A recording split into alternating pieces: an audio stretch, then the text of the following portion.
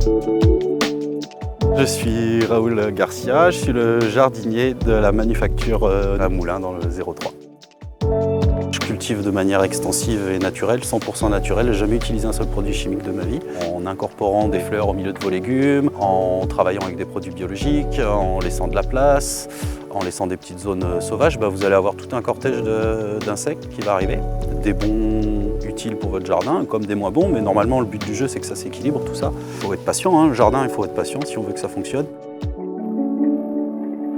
Moi j'ai une façon de cultiver qui fait que j'essaye que ce soit le plus esthétique possible et je pense que ça attire l'œil, quoi. Quand je parle d'esthétisme, c'est le mélange des couleurs, la proportionnalité des choses et du coup essayer de créer une profondeur dans le jardin. Et j'ai l'impression que ça fonctionne parce qu'il y a quand même beaucoup de monde qui regarde et qui vient me voir et qui me dit « Ah, il est beau le jardin ».